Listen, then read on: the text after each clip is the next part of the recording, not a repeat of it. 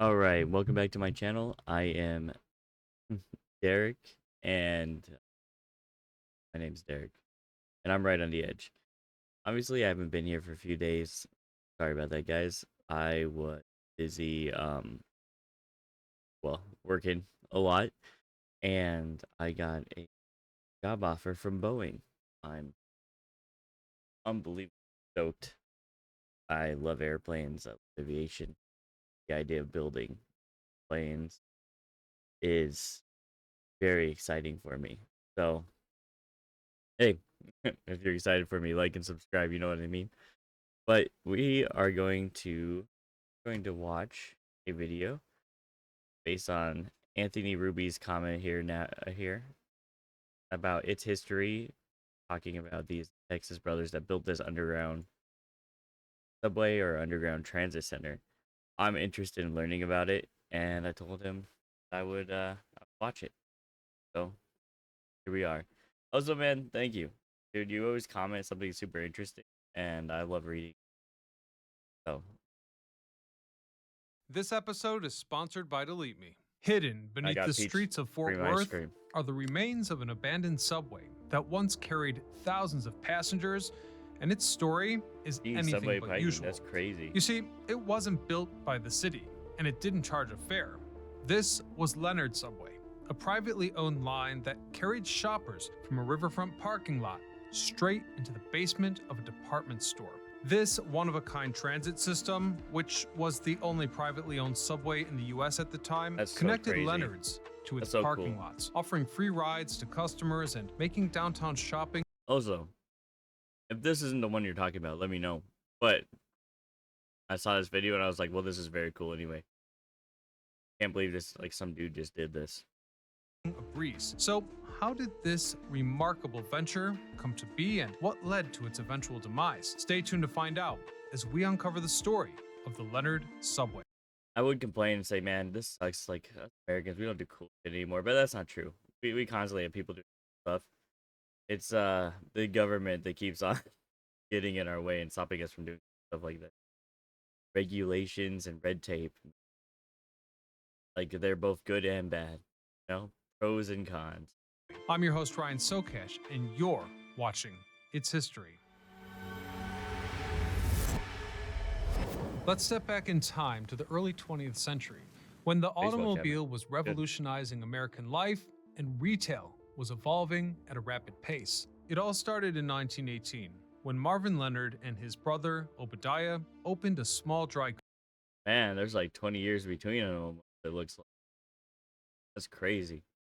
But you can tell they're brothers, that's for sure. goods store in downtown Fort Worth. What began in 1918 Fort as a Worth, modest Texas. 25-foot wide storefront gradually evolved into a sprawling retail empire. By the 1930s, Leonard's department store had already taken over much of the surrounding block, and by the post-war years, it was a dominant presence in downtown. I should also point out that this was becoming a major trend across America in the early 20th century. The department store was becoming a symbol of modern life. These weren't just places to buy goods, they were destinations. Unlike the narrow, specialized shops that dominated cities and towns for generations, department stores offered everything. Tough to see, but it doesn't look like much changed since this model. They're kind of set up the same way now, still. Everything under one roof: clothing, furniture, appliances, and even groceries. They promised variety, convenience, and a certain spectacle of shopping that felt new and exciting. In cities like Chicago and New York, grand flagship stores rose as architectural statements, so it was only natural that in Fort Worth, Leonard's carved out its own version of this retail revolution. Perhaps less ornate than its East Coast counterparts, but every bit as ambitious. With that in mind, what really set Leonard's apart wasn't just the size. It was their relentless focus on customer convenience and their uncanny ability to anticipate what shoppers needed next. And in that context, as suburban life and car ownership exploded in the 1950s and 60s, parking congestion became a hellish challenge for customers. This is when the Leonard brothers did something unthinkable. Rather than abandon downtown like so many others did, they came up with something that no other department store in America had attempted: a private subway line to bring shoppers in from a massive riverfront parking lot. But before we dive into how this incredible system was built, I'd like to share a quick word with you from today's sponsor, Delete Me. Try this. Google yourself. You notice how much of your personal Already information did. is already out Awesome. there? Well, you might be shocked at just how easily anyone can find out everything about you in seconds. That's right, your personal data, your name, address, phone number, and more. We're It's gonna all for skip. sale. And the rest of us. That's where Delete Me comes in. I Uh, use it personally and recommend it because it works. It removes your information from hundreds of databases where it shouldn't be. And it's not just a necessity. Every day you go without protecting your information is another day control of their data. Issued their own currency during the Great Depression, but the idea of building a private subway was simply audacious and surprising. So when they pitched this and idea to awesome. local leaders, they were very surprised to find that almost everyone supported it. The concept was bold. A private rail line would ferry customers from a newly built I'll tell you why they supported it. This ain't this isn't New York or any place else. This is Texas. They're like, fuck. 5,000 car parking lot along the Trinity River, straight into the basement of the store without ever stepping foot on a street corner. According to the Fort Worth Star Telegram in 1963, So civic cool. leaders praised the Leonards for their initiative and foresight, calling the subway, quote, a model of private enterprise, one that would relieve downtown congestion without cost. Dude, this must have been a crazy solution for the city members too. Like they're probably dealing with the rising cars, how much parking's needed, just the stress of change, like the growing pains of this. And then these people are like, oh, they own the biggest store in town. They're like, how about we just don't have people park downtown? They can park in our parking lot and take the trolley straight to us and straight to downtown. Dude, what a solution, especially for this time period. I don't know if it worked the same anymore. For this time period, this was fantastic. Costing taxpayers a dime. From there, the plan moved swiftly through city approvals, a process which indeed was helped by the fact that the entire system would run on Leonard-owned property. In other words, no public vote, no bond measures, and no red tape. Construction began later that year with a That helped, projected didn't cost it? of roughly $1 million. Half of that for tunneling, stations, and infrastructure, and the other half for acquiring and refitting rolling stock. Curiously, Leonard's bought retired streetcars from Washington, D.C. and gave them a full overhaul, adding air conditioning, modern controls, and Wow. a fresh new look. They were sturdy PCC models built to last and perfect for this job. Now, the AC. engineering challenge wasn't small. The tunnel had to run about 0.7 miles, cutting beneath Taylor Street and through the bluff near the Trinity River. About a third of the route was fully underground, emerging near a massive parking lot divided into zones with stations named Stop 1 through 4. From there, Tandy's contractors built the terminal directly into the basement level of Leonard's home store. And even though everything was privately funded, the project employed some of the region's most reputable contractors, such as Howes and Garrett, who proudly took out a newspaper ad during the opening week proclaiming, quote, "We did it, and we're glad." The subway Good opened on job. February the 15th, 1963, when Obadiah Leonard drove a golden spike into a wooden crosstie just before Mayor John Justin led the inaugural ride. Upon arrival, a cake shaped like a subway car greeted dignitaries. Man, they went all out. They went all out. Look at this, man. They look so happy. Especially that dude on the end. He's like, God damn it, I'm taking their fuck. Hey. And then, just a few days later, Vaughn Monroe, a popular singer from the 40s and 50s, appeared on live TV from the subway platform to help promote this amazing new service. So at this point, you Never might be heard of that wondering, guy, but what was maybe it he was actually good. like to ride this underground shopping shuttle? Well, your journey would begin in the sprawling 5,000 car parking lot near the Trinity River, divided into 4 zones, each with its own sheltered stop named 1 through 4. Once on board, riders found a clean, modern interior with updated upholstery and air conditioning, a rare luxury at the time. The cars even had color-coded panels of their exteriors to help passengers distinguish between them. The ride itself lasted. What's crazy is I'm imagining that the AC was more of the luxury than the car itself. Be inside a vehicle during that time period of air conditioning must have been stupid rare. lasted just a few minutes, running at about zero point 0.7 miles, with roughly a third of the way underground. The final stretch dipped into a tunnel carved through the river bluff and then glided beneath Taylor Street before arriving directly inside the basement terminal of Leonard's home store. It was smooth, quick, and most importantly convenient. Shoppers could step off the train and be on the sales floor in moments. I would love one of these for Seattle. Not even gonna lie about it. I would love one of these. That would be so good. Can you imagine just start? Well, actually, there is kind of one. Thinking about it, but I could go to a place I want to center downtown. From the very beginning, the public reaction was I was thinking about it. I was like, actually, you know what? That's pretty much it. I'm just like and subscribe if you're lazy too.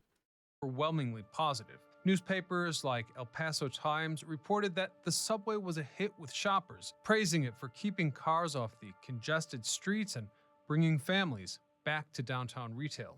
And the service Yeah. wasn't just limited to Leonard's customers either. Office workers, bank employees, and even folks headed to jury duty at the nearby Justice Center. I was used these imagining that trains. was just At used its for peak, everybody. the system moved around 3,000 riders a day, jumping up to 4,000 during major court dates. Man. Though that was never the point. Leonard's should- enjoyed a massive increase in foot traffic and sales during a time when many downtown stores were losing ground. They to could have suburban charged malls. something and the free still subway paired and with the and free everybody would still parking went. turned a logistical headache into a competitive edge. The success didn't go unnoticed. The concept caught the attention of retailers and Wow, did other places around the country do this as well?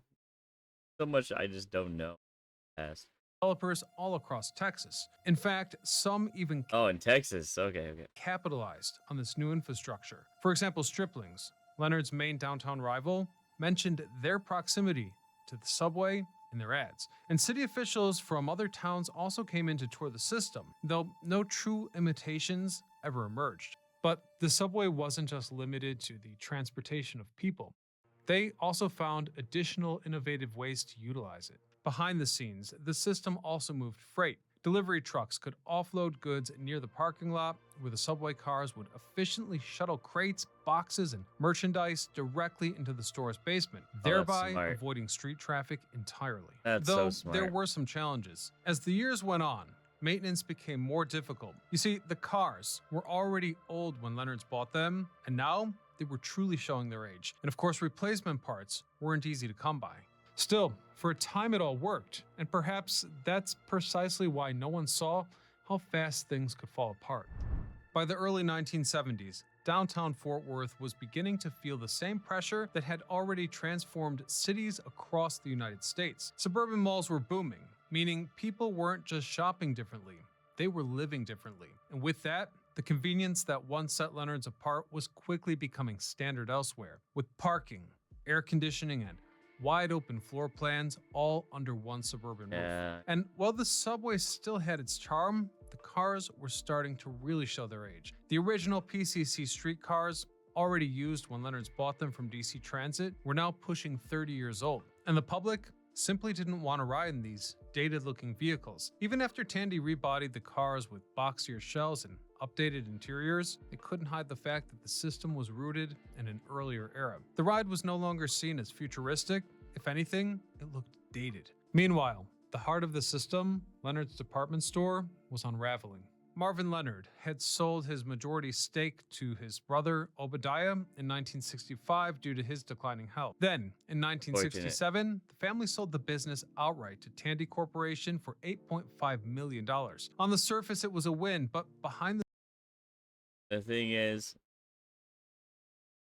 it happens and stuff like that. But when a company is bought out from like the family that makes it, it almost always gets. There's a mega corporation involved, like the quality almost always. I know it's not universal, but it happens so many times. And I think everyone can examples locally to them of like a major corporation buying out like a. So my own example of that is GameStop bought out. I grew up in Louisiana, so GameStop bought out called like Power Up Games, and I loved Power Up Games. Power Up Games are great. good service, good product, always on time, and they were bought out by GameStop. Or I know it like everything about, and they GameStop bought out their system too. They brought out their like all that, but they just made it worse. It was like, which I know doesn't make sense, but it's like part of what made the place so cool as like teenage me was the fact that it was like prettier, a little less PC. You know, maybe there's like jokes in there. Corporation bought it outright. Just lost its charm.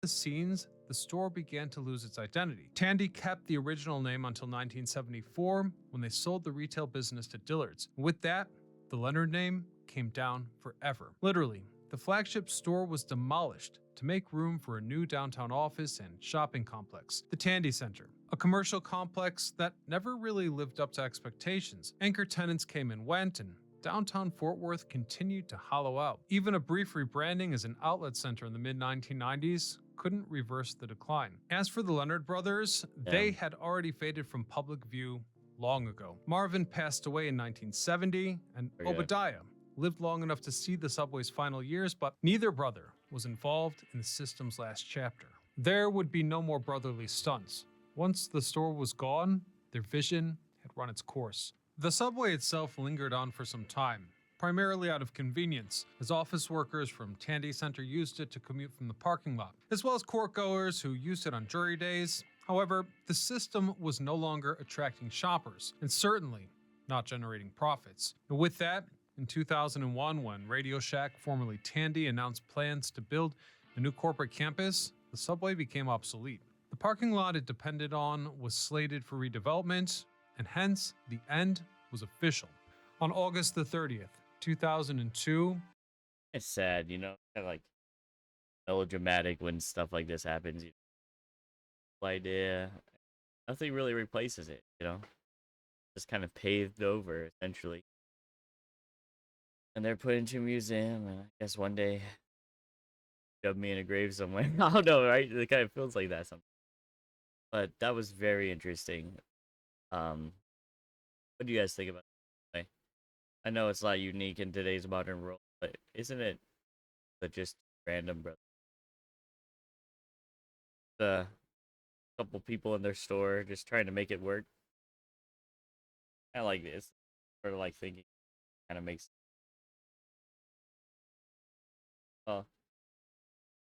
what I think about people being innovative, doing things, and pushing that envelope, trying something. Anyway, thanks for watching. You guys have a